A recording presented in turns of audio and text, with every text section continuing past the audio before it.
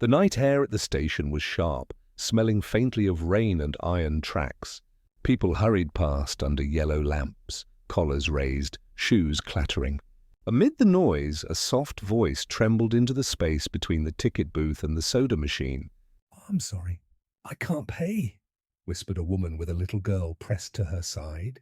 Her words weren't meant for the man standing nearby in a tailored overcoat, but he heard them. She didn't know the stranger watching her from a few steps away was a CEO whose wealth could swallow this station 10 times over. His gaze lingered on her duct-taped backpack, her daughter's sneakers with soles peeling away, and something inside him stalled. Samantha looked no older than 30, though hardship carved lines around her eyes. Her dark hair was pulled into a messy bun that had loosened hours ago, strands clinging to her cheek. The child, perhaps 6, clutched a stuffed rabbit missing one ear. Together they looked like people on the edge of running, somewhere, anywhere. Samantha's hand searched her pockets desperately, fingers trembling as if she might magically find the missing coins. The station clerk, bored, shook his head.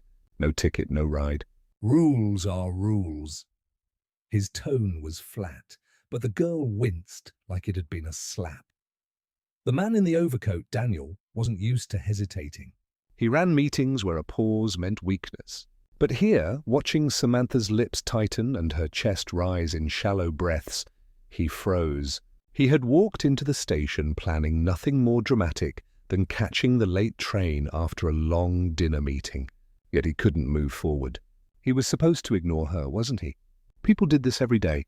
But then her daughter whispered, "Mommy, are we stuck here again?" The girl's voice was soft, but in the cavernous station it cut through every other sound. Samantha crouched to the child's level. "No, baby, we'll figure it out. Mommy always does." She smiled, but it didn't reach her eyes. Her throat flexed, as if swallowing back fear. Daniel caught a glimpse of her hands, nails bitten, knuckles red from cold, skin cracked. Not the polished hands he knew from his world of silk ties and champagne toasts. Rehook. He told himself to turn away, but instead he stepped forward. "Excuse me," he said, voice smooth, cautious. "Do you need help?" Samantha stiffened instantly, eyes darting to his face, then to his watch gleaming under the lights. Her posture sharpened, protective, almost defiant. "We're fine." "Thank you." The lie hung in the air. Her daughter tugged at her sleeve, looking between them with wide eyes. Daniel nodded slowly, though inside something cracked. He noticed the way Samantha adjusted her coat, too thin for the weather, sleeves frayed. He imagined the apartment she'd returned to, a fridge with only scraps, maybe an eviction notice curling on the door. He shouldn't imagine, but he couldn't stop. Minutes stretched. Samantha tried again at the counter, sliding a handful of coins across. Pennies, nickels, a few dimes. The clerk didn't even touch them. "Not enough," he said, looking past her at the line forming. Her shoulders sagged, a tremor in her jaw, as she pulled her daughter close. "Come on, sweetie." "We'll wait." "Maybe another bus?" The girl shivered, her knees pressed together, the stuffed rabbit hugged tighter. Daniel's chest tightened. He thought about the polished car waiting outside, the apartment he'd left earlier, gleaming marble counters, a fridge stocked with imported cheeses, wine, fruit that would rot untouched. And here, steps away, was a woman who couldn't gather enough coins for a train ticket. He followed them when they moved toward the benches. Samantha sat, pulling the child onto her lap. She rubbed her arms, eyes flicking to the station clock. 9:45. Almost empty now. "Mom, I'm hungry," the girl whispered. Samantha closed her eyes briefly before answering. "I know, baby. Tomorrow, I promise." Daniel approached again, slower this time. "Look, I don't want to offend you, but maybe I could—" "No," she cut in sharply, chin lifting. Her eyes gleamed with sudden pride, or maybe fear of pity. "We don't take handouts."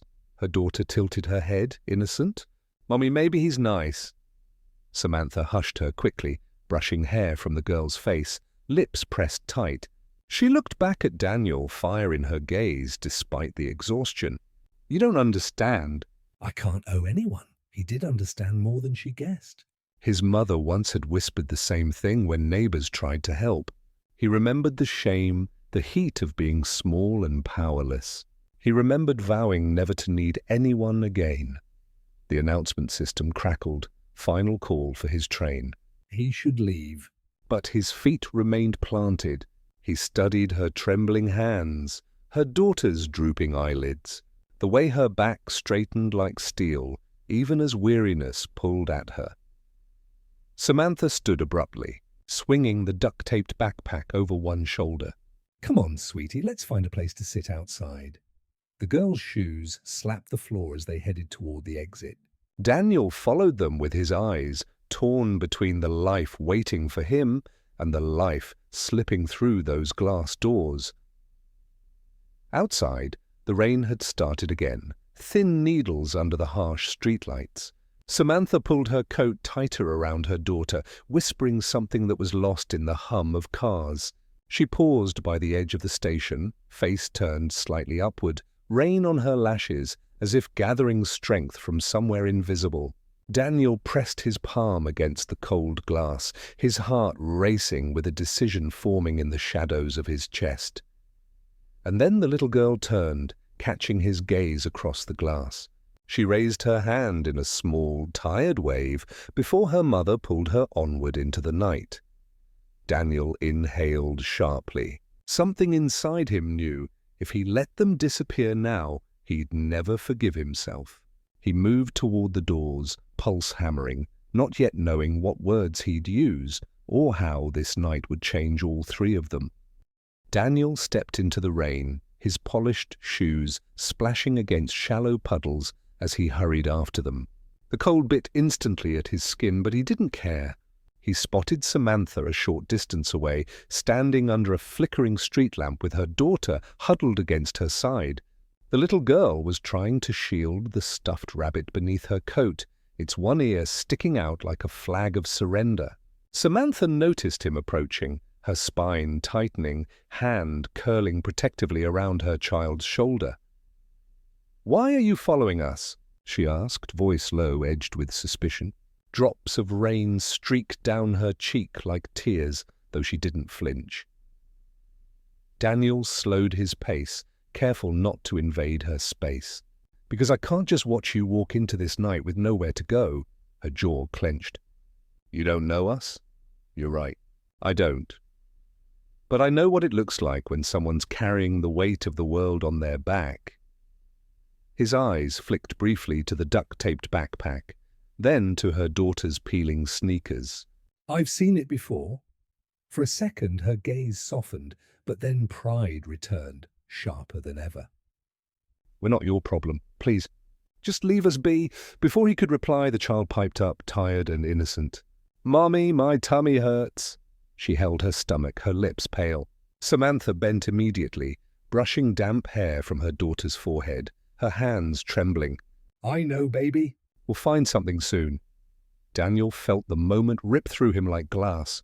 He remembered nights when he was the boy whispering the same words to his mother, who had worked 2 jobs and still sometimes had nothing to give. The memory of her weary face rose, and with it, the promise he'd made long ago. If he ever could, he'd make sure no one else felt that kind of hunger. "Listen," he said, voice firm now. There's a cafe across the street. "Let me at least buy you both dinner. No strings. You can walk away afterward if you want. But she," he nodded at the girl, "she deserves to eat tonight." Samantha's throat worked, a visible swallow. Her lips parted as if to argue, but the sound of her daughter's stomach growling betrayed her. She looked at Daniel, searching his face for mockery, pity, or hidden intent. Finding none, she finally exhaled a shaky breath. "1 meal, that's all." The cafe was warm, foggy windows glowing against the rain. Inside, the air smelled of coffee and baked bread. As they stepped in, the contrast was jarring. Daniel's tailored coat dripping water onto the floor beside Samantha's threadbare jacket, the little girl's damp rabbit left on the seat to dry. A waitress approached, her eyes flicking over the scene with curiosity. Daniel ordered quickly. Soup, grilled cheese, hot cocoa, pie. Samantha opened her mouth to protest, but the waitress was already gone. When the food arrived, the girl's eyes widened at the steam rising from the bowl. She ate hungrily, cheeks flushing pink, crumbs dotting her chin. Samantha watched her daughter eat with a mixture of relief and quiet shame, barely touching her own plate. Daniel noticed. "You should eat too," he said gently. She looked down, pushing the spoon through her soup. "I'm just not that hungry." But her eyes betrayed her. Hunger lived there. With a resigned sigh, she finally tasted the broth, and a small sound escaped her throat. For the first time, Daniel saw her shoulders loosen slightly. "Rehook." "So?" he asked softly. "Where are you heading tonight?" Her spoon stilled, silence stretched. Finally, she admitted, "Nowhere. We don't have a place. My sister was supposed to take us in, but her landlord threatened eviction if she did. We've been moving between shelters and couches. Tonight—" "I thought maybe a train to somewhere cheaper." Her laugh was brittle. "But I couldn't even manage that." Daniel leaned back, studying her. This wasn't a woman without strength. This was someone who had fought every step, even when the world kept knocking her down. "And tomorrow?" he asked. Her lips trembled. "Tomorrow I keep trying, for her." "That's all I know how to do." She brushed her daughter's hair back tenderly, her fingers lingering, her eyes bright with unshed tears. Daniel's decision crystallized. He pulled a card from his wallet and slid it across the table. "This is my number." "And my office." "Come tomorrow." "I can help. Real help. Work. Stability. No handouts, I promise." Samantha froze, eyes narrowing at the embossed logo on the card. She read his name, recognition flickering. You're Daniel Hayes, the Hayes Corporation?" Her voice cracked in disbelief. He gave a faint, rueful smile.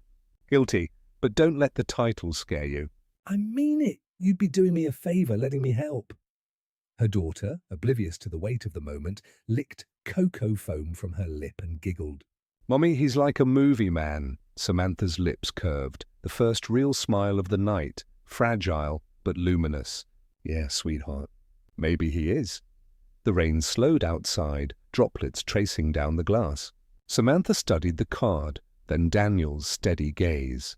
A war raged inside her. Pride against desperation. Fear against hope. Slowly she nodded. "Tomorrow," she whispered, almost to herself. "We'll come." Daniel exhaled, relief mixing with something he couldn't name. The next morning, in a small office with sunlight spilling through tall windows, Samantha sat straighter than she had in weeks, her daughter coloring quietly in the corner with new crayons Daniel's assistant had found. A fresh start was not promised yet, but for the first time it felt possible. Kindness had cracked open a door, and sometimes that was all a person needed, the courage of one stranger to change the direction of a life.